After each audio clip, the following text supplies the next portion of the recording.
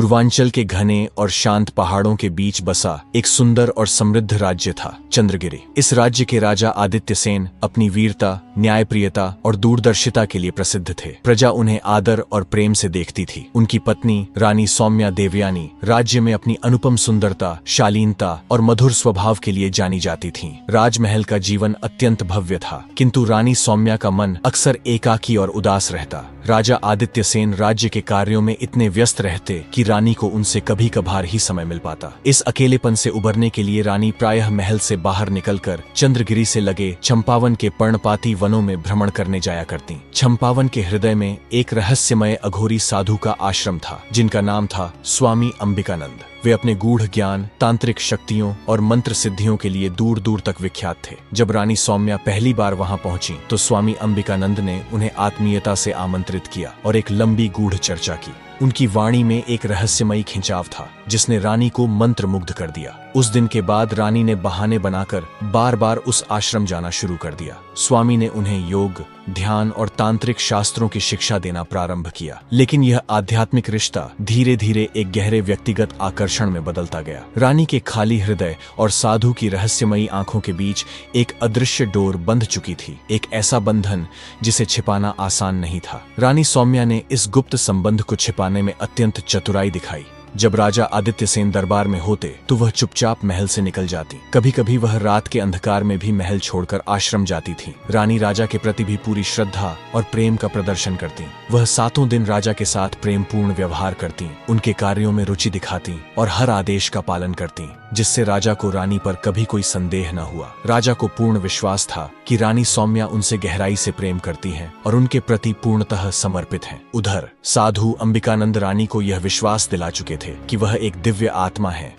और उनका मिलन ईश्वर की योजना का हिस्सा है। रानी इस बात को पूरी तरह स्वीकार कर चुकी थी। उन्होंने धीरे धीरे महल से कुछ कीमती गहने और रत्न चुपचाप साधु को देना शुरू कर दिए। इसके बदले में साधु उन्हें तांत्रिक मंत्र, सिद्धियां और आत्मिक शांति का ज्ञान देते। समय के साथ रानी सौम्या और अंबिकानंद का यह गुप्त संबंध अत्यंत गहरा होता गया। चंपावन का आश्रम रानी के लिए एक ऐसा स्थान बन गया जहाँ वह सारे शाही बंधनों और सामाजिक मर्यादाओं को भूल जाती थी। महल के कुछ पुराने सेवकों ने रानी के व्यवहार में बदलाव महसूस किया। कभी कभी उनकी गैर मौजूदगी पर कानाफूसी होने लगी, लेकिन रानी ने उन संदेहों को भी अपने प्रभाव और इनामों से दबा दिया। उन्होंने कुछ प्रमुख सेवकों को धन, पद और अधिकार देकर अपनी ओर कर लिया। इस बीच स्वामी अंबिकानंद को रानी सौम्या के माध्यम से महल की कई गुप्त जानकारियां मिलने लगीं। रानी की सहायता से उन्होंने राजा के दरबार में अपने कुछ अनुयायियों को भी नियुक्त करवा दिया। राजा आदित्य सेन को इसकी कोई भनक नहीं थी। असल में वह व्यक्ति कोई अघोरी साधु नहीं था, बल्कि एक चतुर और चालाक तांत्रिक था, जिसका वास्तविक स्वरूप रानी सौम्या देवयानी नहीं जानती थी। अब तक वह तांत्रिक रानी के मन और शरीर पर पूरी तरह हावी हो चुका था। एक दिन तांत्रिक ने रानी से कहा, राज्य का असली नियंत्रण तुम्हारे हाथों में होना चाहिए। राजा तो बस एक नाम का शासक है। रानी, जो अब तांत्रिक के प्रेम और प्रभाव में पूरी तरह डूब चुकी थी, इस विचार से सहमत हो गई। अगले ही दिन तांत्रिक ने रानी से कहा, अब समय आ गया है कि मैं महल के भीतर प्रवेश करूं। महल पहुंचकर रानी ने राजा से कहा, मैं एक सिद्ध पुरुष को जानती हूँ जिन्हें मैं महल के भीतर स्थान देना चाहती हूँ। वे एक महान तपस्वी हैं जिनके पास अद्भुत सिद्धियां हैं।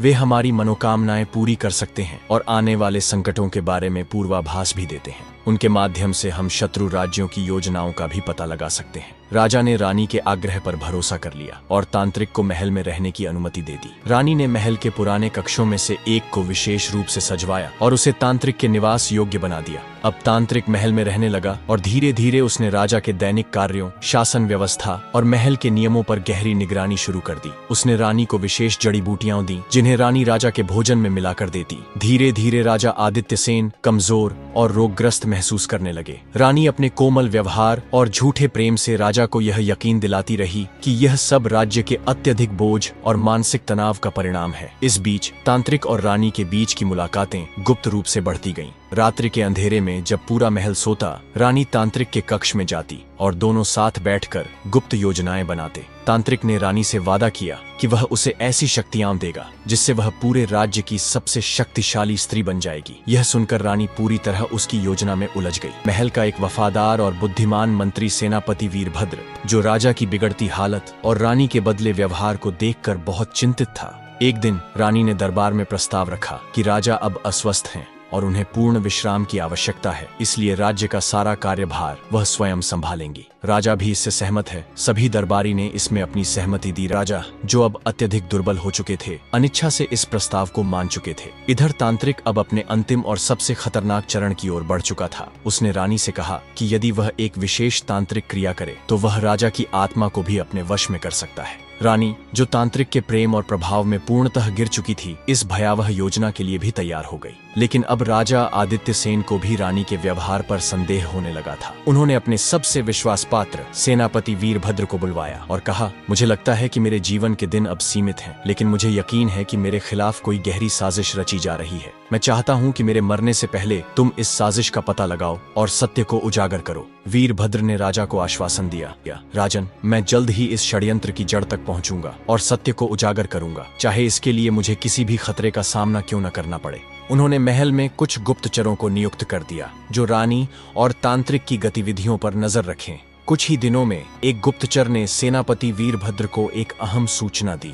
उसने बताया कि वे दोनों राजा को पूरी तरह समाप्त करने और रानी के गर्भ में पल रहे बच्चे को राज्य का भविष्य शासक बनाने की योजना बना रहे हैं। तांत्रिक ने रानी को यह विश्वास दिलाया था कि उनका बच्चा दिव्य होगा और वही इस राज्य पर शासन करेगा। रानी, जो अब पूरी तरह साधु के प्रभाव में आ चुकी थी और उससे गर्भवती हो चुकी थी, इस योजना को राज्य की नियति मान चुकी थी। सेनापति वीरभद्र ने बिना समय गंवाए राजा आदित्य सेन को सारी सच्चाई से अवगत कराया। राजा आदित्य सेन ने यह सब जानकर पूरी साजिश को समझ लिया। उन्होंने वीरभद्र से कहा, अगर मैं अब भी चुप रहा तो राज्य को हमेशा के लिए खो दूंगा। अब समय आ गया है कि हम इस षड्यंत्र का अंत करें। सेनापति वीरभद्र ने सलाह दी, महाराज, अपनी बीमारी का नाटक जारी रखें ताकि रानी और तांत्रिक पूरी तरह निश्चिंत हो जाएं। हमें उन्हें उनके ही विश्वास के जाल में फंसाना होगा। आप बीमार ही बने रहें और मैं आपकी पूर्ण स्वस्थता का उपाय करता हूँ। वीरभद्र ने पूरे महल में यह अफवाह फैला दी कि राजा अब अंतिम अवस्था में पहुंच चुके हैं और कभी भी अपनी अंतिम सांस ले सकते हैं। यह सुनकर रानी और तांत्रिक निश्चिंत हो गए और उन्हें यह विश्वास हो गया कि राजा के मरने के बाद राज्य उनके हाथों में आ जाएगा। इसी दौरान वीरभद्र ने राज्य के बाहर जाकर एक सिद्ध साधु से संपर्क किया जो दुर्लभ तंत्र मंत्र में पारंगत था। उस साधु ने उन्हें एक विशेष मंत्र बताया जिसे लेकर वीरभद्र राज्य लौटे और राजा को सौंपा। यह मंत्र अत्यंत शक्तिशाली था और जैसे ही राजा आदित्य सेन ने इसका नियमित जाप और विधान आरंभ किया, उनकी खोई हुई शक्ति और चेतना धीरे धीरे लौटने लगी। कुछ ही दिनों में राजा शारीरिक और मानसिक रूप से पूर्णतः स्वस्थ हो गए। अगले दिन राजा ने सभा बुलाई। सभा में रानी सौम्या और तांत्रिक राजा को स्वस्थ देखकर अचंभित रह गए और सोचने लगे, राजा तो मृत्युशैया पर था, फिर यह अचानक कैसे स्वस्थ हो गया। राजा ने उसी क्षण कहा, प्रिय दरबारियों, मेरी कमजोरी एक भ्रम था। मैं जानता था कि रानी सौम्या और तांत्रिक अंबिकानंद मेरे विरुद्ध षड्यंत्र कर रहे हैं। रानी, जो अब तांत्रिक से गर्भवती है, वे मेरे राज्य को हड़पने की योजना बना चुके थे, इसलिए इन्हें कठोर दंड अवश्य मिलेगा। यह सुनकर रानी सौम्या और तांत्रिक के पैरों तले जमीन खिसक गई। पूरे दरबार में गहरा सन्नाटा छा गया।